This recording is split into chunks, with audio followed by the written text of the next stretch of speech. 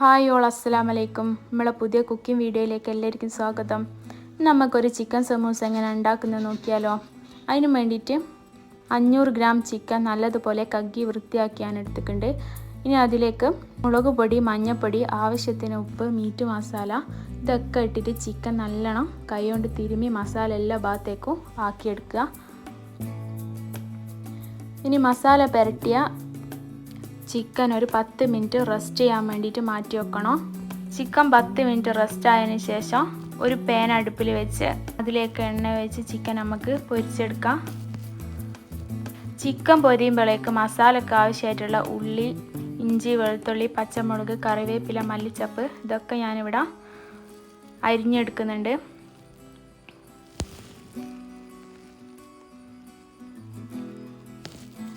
ഉള്ളിയെല്ലാം അരിഞ്ഞ് വരുമ്പോഴത്തേക്ക് നമുക്ക് ചിക്കൻ ഇവിടെ പൊരിഞ്ഞ് സെറ്റായിട്ടുണ്ടാവും. ഇനി ചിക്കൻ പൊരിച്ച സെയിം പാനിലേക്ക് ഉള്ളി ഇട്ട് കൊടുത്തിട്ട് നമുക്ക് വാട്ടിയെടുക്കാം.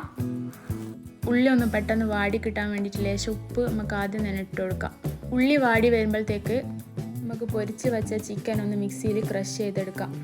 അപ്പോഴത്തേക്ക് ഉള്ളിൻ്റെ പച്ചമണമെല്ലാം മാറിയിട്ടുണ്ടാവും. ഇനി അതിലേക്ക് ചതച്ച് വെച്ച ഇഞ്ചി, വെളുത്തുള്ളി, പച്ചമുളക്, മല്ലിച്ചപ്പ്, കറിവേപ്പില, അതുപോലെ തന്നെ ചെറിയൊരു ഫ്ലേവറിന് വേണ്ടിയിട്ട് 2 ഏലക്കായും കൂടി ചതച്ച് അതിലേക്ക് ഇടുന്നുണ്ട്.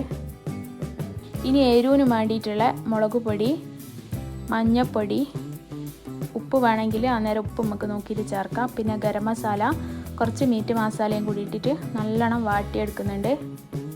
ഉള്ളിയെല്ലാം നല്ലോണം വാടി മസാലേൻ്റെ പച്ചമണമെല്ലാം മാറി വരുന്നേരം നമുക്ക് ക്രഷ് ചെയ്ത ചിക്കൻ അതിലേക്ക് ഇട്ട് കൊടുക്കണം. എന്നിട്ട് ലോ ഫ്ലെയിമിൽ ഒരു 5 മിനിറ്റ് വാട്ടിയതിന് ശേഷം ഫ്ലെയിം ഓഫ് ചെയ്യുക. അപ്പോഴത്തേക്ക് നമ്മളെ മസാല ഇവിടെ സെറ്റായിട്ടുണ്ട്.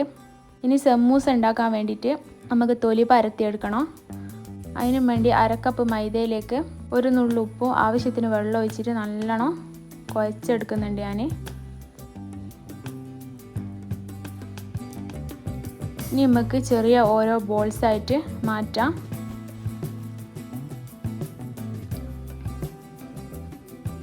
എന്നിട്ട് ഓരോന്നോരോന്നായിട്ട് പരത്തിയെടുക്കാം. ഞാൻ ഇവിടെ പരത്താൻ വേണ്ടിയിട്ട് സാധാ പത്തിരിപ്പൊടിയും അതുപോലെ കുറച്ച് മൈദപ്പൊടിയാണ് എടുത്തത്.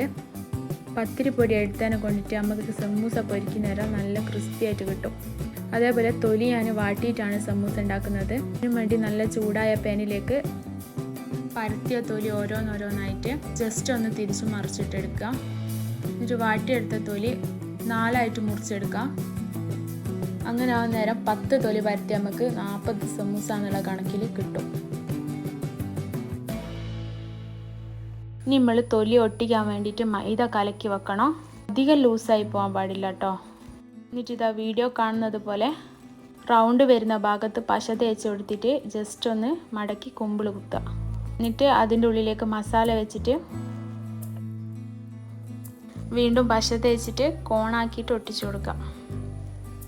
അങ്ങനെ നമുക്ക് ഓരോന്നോരോന്നായിട്ട് പെട്ടെന്ന് തന്നെ ചെയ്തെടുക്കാൻ പറ്റും. വളരെ എളുപ്പത്തിലും അതുപോലെ നല്ല ക്രിസ്പി ആയിട്ടും നമുക്ക് ഉണ്ടാക്കാൻ പറ്റുന്ന സമൂസയാണിത്. ഇഷ്ടമായെങ്കിൽ എല്ലാവരും ചാനൽ ഫോളോ ചെയ്ത് സബ്സ്ക്രൈബ് ചെയ്യണേ. അതുപോലെ എല്ലാവരും ഒന്ന് വീട്ടിൽ ട്രൈ ചെയ്ത് നോക്കാം. അപ്പോൾ ഇതാണ് നമ്മളെ ലാസ്റ്റ് സമൂസൻ്റെ ഫൈനൽ ലുക്ക് കേട്ടോ. സമൂസ പൊരിച്ചതിന് ശേഷം നോക്ക്, കാണാൻ നല്ല ക്രിസ്പിനെസ്സും അതേപോലെ ഒരേ സൈസിലുള്ള കാണാൻ മുഞ്ചുള്ള സമൂസ റെഡി ആയില്ലേ.